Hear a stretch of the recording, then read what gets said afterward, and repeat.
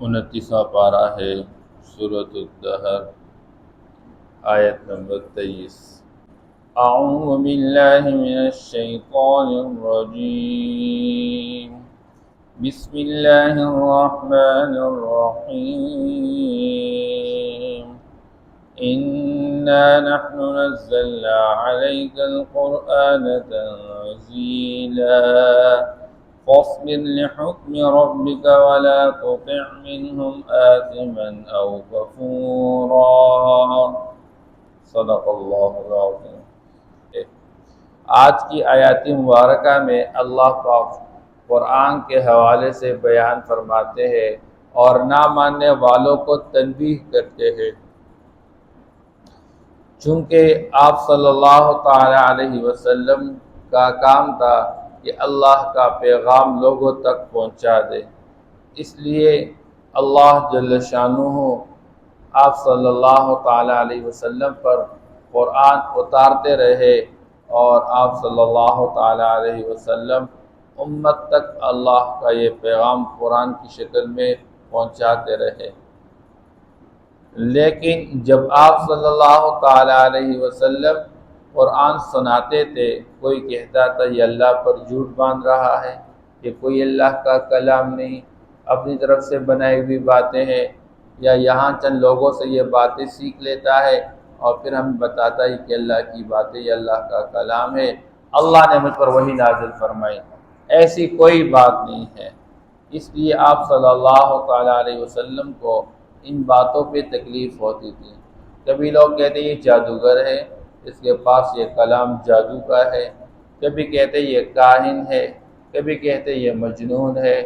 آپ صلی اللہ تعالی علیہ وسلم کو ان باتوں کی وجہ سے تکلیف ہو جاتی تھی، اس لیے اللہ تسلی دیتے تھے۔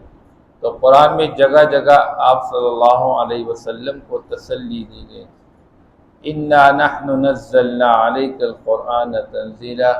یہاں سے بھی تسلی دی جا رہی ہے، اے میرے نبی ہم نے آپ پر اس قرآن کو اتارا ہے، یہ ہمارا کلام ہے، یہ اللہ کا کلام ہے، یہ آپ کا بنایا ہوا کلام نہیں جس طرح یہ لوگ کہہ رہے ہیں، اور ہم آپ پر اتار چکے ہیں، اور پھر ہم توڑا توڑا کر کے اتار رہے ہیں، پورا یکمش نہیں اتار رہے ہیں۔ قرآن میں اللہ نے اس کے وجوہات بیان فرمائے ہیں کہ چونکہ آپ صلی اللہ تعالی علیہ وسلم چونکہ جب پریشانی محسوس کر لیتے تھے آپ دل برداشتہ ہو جاتے تھے، اس لیے آپ کے دل جمی کے واسطے اللہ جل شانہ مختلف مواقع پر قرآن اتارتے تھے، لِنُثَبِّتَ بِهِ فُؤَادَكَ، آپ کے دل جمی کے واسطے، تاکہ آپ ثابت قدم رہے۔ کیونکہ اللہ کی طرف سے وحی آ جاتی، آپ صلی اللہ تعالی علیہ وسلم کی ہمت میں اور ترقی آ جاتی، آپ اور بھی شوق اور ذوق سے اللہ کا پیغام پہنچاتے تھے، اور مخاطب کی طرف سے جو کوئی تکلیف اور ایذا پہنچ جاتی تھی وہ بھول جاتے تھے۔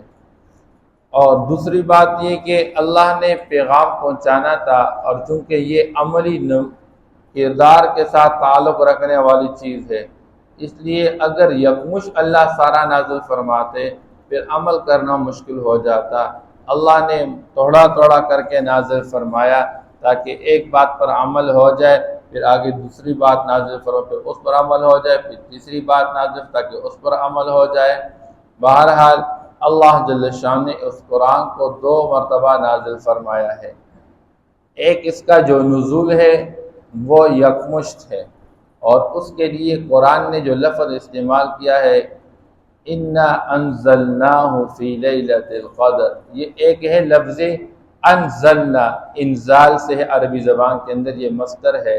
اور یہ یکمش اللہ نے لوح محفوظ سے آسمانی دنیا پہ پورے قرآن کو ایک ساتھ نازل فرمایا، لیکن آسمانی دنیا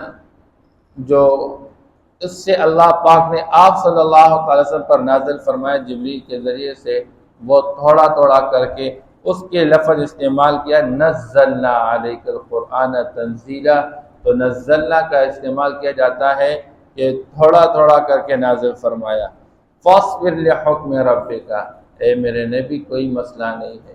یہ لوگ آپ کے مد مقابل آ کر آپ کو تکلیف اور پریشانی میں ڈالنا چاہتے ہیں، آپ کو مصیبت پہنچانا چاہتے ہیں، لیکن کوئی مسئلہ نہیں، آپ اپنے رب کے حکم کے واسطے صبر کا مظاہرہ کیجیے۔ چونکہ ابتدا میں آپ صلی اللہ تعالیٰ علیہ وسلم کو ایک جماعت بنانی تھی، تاکہ مسلمانوں کی ایک جماعت قوت اور طاقت والی بن جائے۔ اس کے بعد اللہ جل شانہ نے حکم دیا کہ قاتل المشرکین، اب مشرکوں کے ساتھ آپ قتال کرے۔ شروع میں قتال کا حکم نہیں تھا، بس صبر کا حکم تھا، صبر کی تعلیم دی جاتی تھی۔ یہ لوگ جتنے آپ کو پریشان کرائے، تکلیف پہنچا رہے، مصیبت پہنچا رہے، آپ صبر کا مظاہرہ کریں۔ اس لیے اللہ فرماتے ہیں فاصبر لحکم ربک ولا تطع منهم آثما او کفورا۔ یہ اصل میں کافروں کی چاہت ہوتی تھی۔ آپ صلی اللہ تعالیٰ علیہ وسلم فرماتے تھے کہ ایک اللہ ہی معبود برحق ہے، اللہ کے سوا کوئی معبود نہیں ہے۔ تمہارے ہاتھ کے بنائے گئے بت یہ کسی کام کے نہیں ہے، نہ کسی کو نفع پہنچا سکتے ہیں، نہ کسی سے نقصان ہٹا سکتے ہیں، نہ کسی کو عزت دے سکتے ہیں، اور نہ کسی کے ناکامی کے فیصلے کر سکتے ہیں۔ کرنے والے ایک اللہ ہے۔ اس سے ان کو تکلیف ہوتی تھی اور کہتے تھے بھائی آپ جو ہے ہمارے ان معبودوں کے بارے میں یہ برا بھلا کہنا چھوڑ دیجئے، آپ ان کے بارے میں خاموشی اختیار کیجئے۔ اس لیے کبھی کہتے تھے کہ جو کچھ ہم کہتے ہیں آپ ہمارا مان لیجئے، آپ جو چاہتے ہیں ہم آپ کے ساتھ چلیں گے، لیکن اللہ نے فرمایا وَلَا تُطِعْ مِنْهُمْ آثِمًا أَوْ كَفُورًا۔ اب ذرا برابر بھی اس کسی گناہ گار کے گناہوں کے ہوتے ہوئے اور کسی کافر کے کفر کے ہوتے ہوئے کسی کافر اور گناہ گار کے آپ کہنا نہ مانیے۔ آج بھی دنیا کے اندر عجیب لوگ ہیں، جو لوگ اللہ اس کے رسول کے دشمن ہیں، جو لوگ پاکستان کے آئین کے غدار اور ان کے منکر ہیں، بجائے یہ کہ دو ٹوک فیصلہ کیا جائے، الٹا کہا جا رہا ہے ان لوگوں سے جو میدان میں کڑے اور مد مقابل اور وہ اپنی جان کے نذرانے پیش کر رہے ہیں اور آپ صلی اللہ تعالیٰ وسلم کے ناموس کی حفاظت کے لیے پرچم بلند کیے ہوئے ہیں، آواز اٹھا رہے ہیں، ان سے کہا جا رہا ہے او بھائی کوئی درمیانی راستہ نکالو۔ عجیب بات ہے، منتیں کی جا رہی ہے درمیانی راستہ نکالے۔ ایک بندہ اللہ کے رسول کا منکر، اس کے ختم نبوت کا منکر، اور آپ مسلمانوں کو کافر کہنے والے ہیں، پوری امت مسلمہ کو کافر کہنے والے ہیں۔ مرزا غلام احمد قادیانی کو جو نبی نہیں مانتا ان کے ہاں وہ سارے کافر ہیں، وہ ہمیں کافر کہہ رہے ہیں، وہ برداشت کیا جا رہا ہے، اور ان کو کافر کہا جا رہا ہے تو وہ برداشت نہیں ہو رہا ہے۔ عجیب معاملات چل رہے ہیں۔ اس لیے اللہ جل شانہ نے اس زمانے میں آپ صلی اللہ علیہ وسلم فرمایا یہ آپ لوگوں سے کہہ رہے ہیں کہ ہمارے معبودوں کے بارے میں خاموشی اختیار کریں، ان کے بارے میں کچھ آپ اپنا کام کیجئے لیکن یہ کوئی نہ کہیے، ایسا نہ کیجئے، آپ ان کا کہنا نہ مانیے۔ بعض چیزیں ایسی ہیں کہ وہ انسان کے عقائد اور نظریے کا، کیونکہ ہم آخرت کے قائل ہیں، ہم جنت اور جہنم کو ماننے والے ہیں، ہم جنت اور جہنم کا عقیدہ رکھتے ہیں، موت کے بعد ایک زندگی اور اللہ کے سامنے پیشی کا عقیدہ رکھتے ہیں، ہم سے قیامت کے دن پوچھا جائے گا۔ ایک بندہ یہ سمجھتا ہے کہ بس صرف دنیا کی زندگی، پھر تو اس کے لیے کوئی مسئلہ نہیں، لیکن جو بندہ سمجھتا ہے میرا رب ہے، اللہ ہے، اور اللہ نے میرے لیے ایک پیغمبر کا انتخاب فرمایا ہے اور مجھ پر اللہ کے بھی حقوق ہے، اس پیغمبر کے بھی حقوق ہے، جس طرح میں اپنے والدین کے حقوق سمجھتا ہوں، میں اپنے بھائی بہن کے حقوق سمجھتا ہوں، میں اپنے استاد اور شاگرد کے حقوق کو سمجھتا ہوں، میں رعایا اور بادشاہ کے حقوق سمجھتا ہوں، اس طرح اللہ اس کے رسول کے بھی کچھ حقوق ہم سے پوچھا جائے گا، کل قیامت کے دن کیا جواب دیں گے۔ اس سے عقائد اور نظریات کے حوالے سے کبھی کوئی کمپرومائز نہیں ہوگا۔ آپ صلی اللہ تعالیٰ علیہ وسلم احد کا میدان ہے، اور میدان کے اندر ایک وقت وہ آیا کہ مسلمانوں کی معمولی سی حالت شکست میں بدل گئی، وہ معمولی سی حالت جو بدل گئی، ابو سفیان رضی اللہ تعالیٰ عنہ اس وقت اسلام نہیں قبول کر چکے تھے، آگے سے آواز لگا رہے ہیں، مسلمانوں کی طرف سے خاموشی ہو گئی، آواز لگا رہے ہیں، او بھائی کیا تم میں محمد بن عبداللہ زندہ ہیں؟ حضور نے فرمایا خاموشی اختیار کرو، کوئی جواب نہ دو۔ پھر کہنے لگا ابو بکر زندہ ہے؟ حضور نے فرمایا خاموشی اختیار کرو۔ پھر کہنے لگا عمر زندہ ہے؟ حضور نے فرمایا خاموشی اختیار کرو۔ آگے سے وہ کہنے لگا آج کے دن ہم تمہیں شکست دے چکے، ہمارے پاس لات اور عزا ہے، لنا العزا ولا عزا لکم۔ آپ صلی اللہ تعالی علیہ وسلم نے فرمایا فوراً جواب دے دو، اللہ مولانا ولا مولا لکم، ہمارا مولا اللہ ہے، تمہارا کوئی مولا نہیں ہے۔ آپ صلی اللہ تعالی علیہ وسلم نے شخصیات کے حوالے سے کوئی جواب نہیں دیا، خاموشی اختیار کی۔ لیکن جب عقیدہ اور نظریہ کی بات آ گئی کہ جب انہوں نے اللہ کے غیر کو اپنا معبود قرار دے کر اور اس کو اپنے کامیابی کا مرکز بنایا اور ذریعہ بنایا، آپ صلی اللہ تعالیٰ سے اس کو برداشت نہ کر فرمایا فوراً جواب دے دو کہ معاشرے کے اندر میدان میں کامیاب کرانے والے اللہ ہے، اللہ ہی معبود برک اللہ کے سوا کوئی معبود نہیں ہے۔ یہ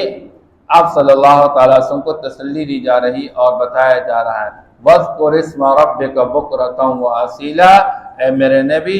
آپ اپنے رب کا نام لیتے رہیے اور ذکر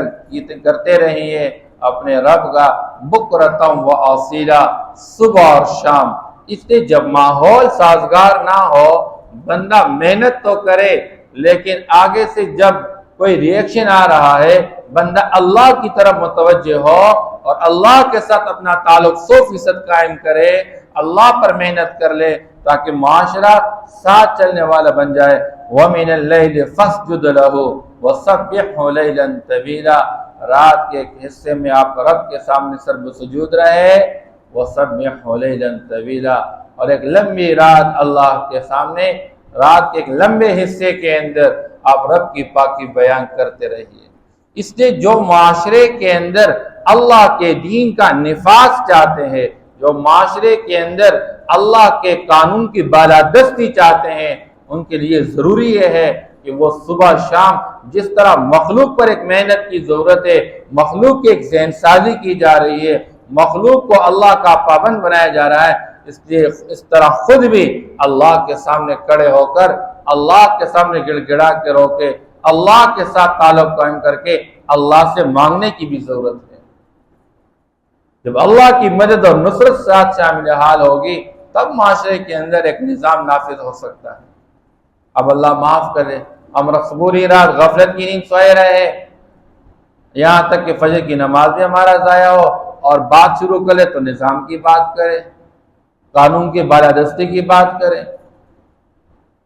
اس لیے آپ صلی اللہ تعالیٰ علیہ وسلم نے اگر مدینہ منورہ کی ریاست قائم کی ہے وہ اپنے ذاتی کردار کی بنیاد پر اور اللہ کے ساتھ تعلق قائم کرنے کی بنیاد اور ساتھ چلنے والوں کو 100% اللہ کے ساتھ جوڑا ہوا تھا۔ اس لیے وہ تو راتوں رات اللہ کے وہ دن کو گھوڑا پہ سوار اور رات کو مسلح پہ سوار تھے،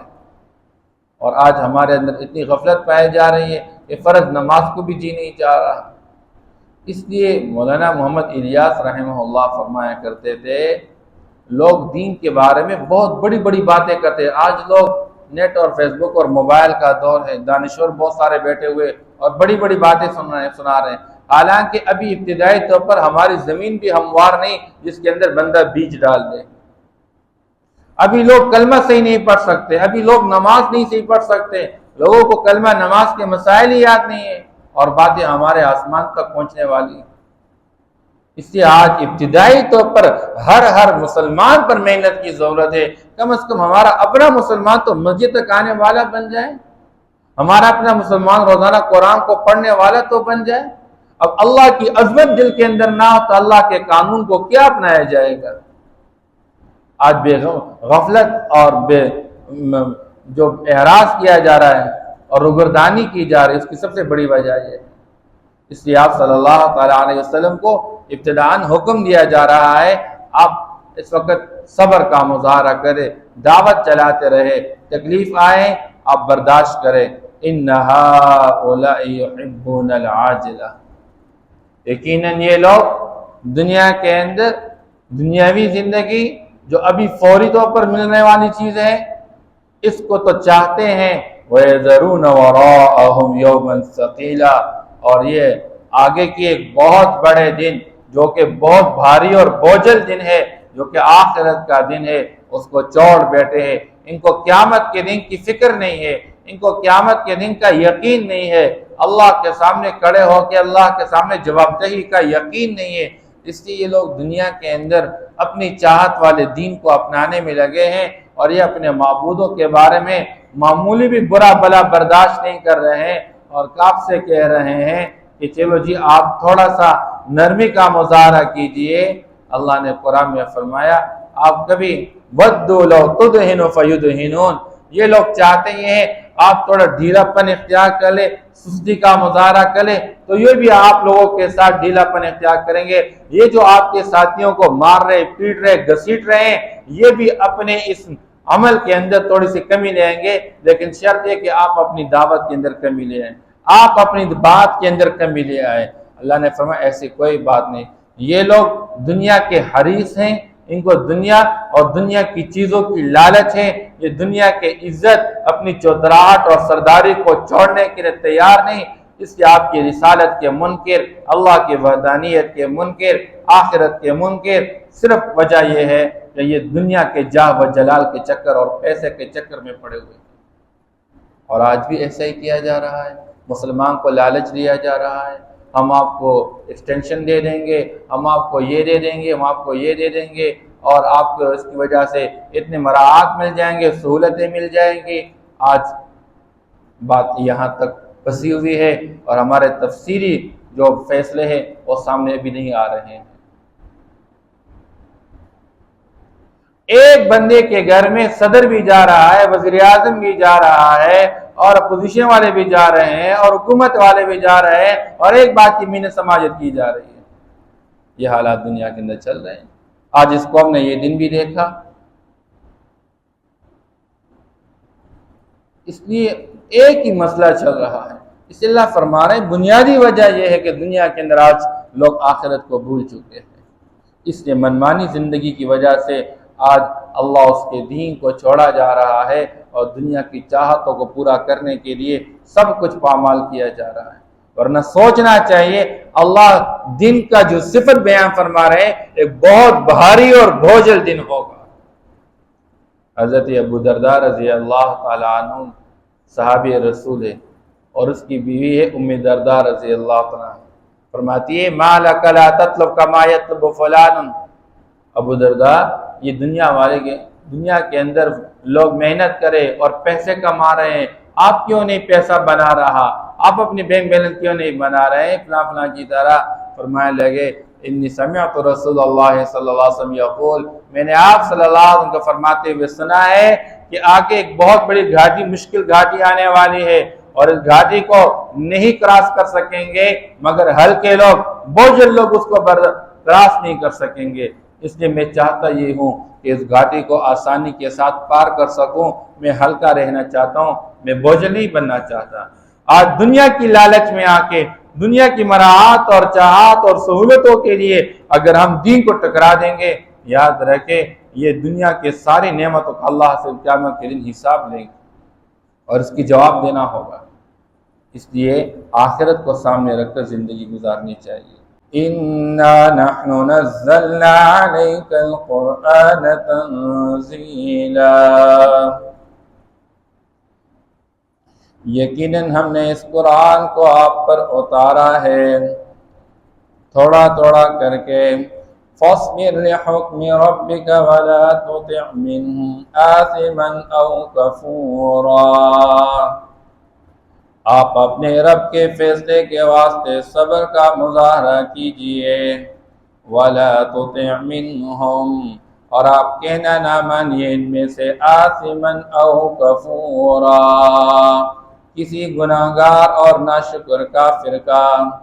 وَاذْكُرِ اسْمَ رَبِّكَ بُكْرَةً وَأَصِيلًا، آپ اپنے رب کا نام لیتے رہیے بکرۃ وأصیلا، صبح اور شام، ومن اللیل فاسجد لہ، اور رات میں سے کچھ حصہ اپنے رب کے سامنے سرب سجود رہیے، وسبحہ لیلا طویلا، اور رات کے ایک لمبے حصے میں اپنے رب کی پاکی بیان کیجیے۔ ان هؤلاء يحبون العاجلہ، یقیناً یہ لوگ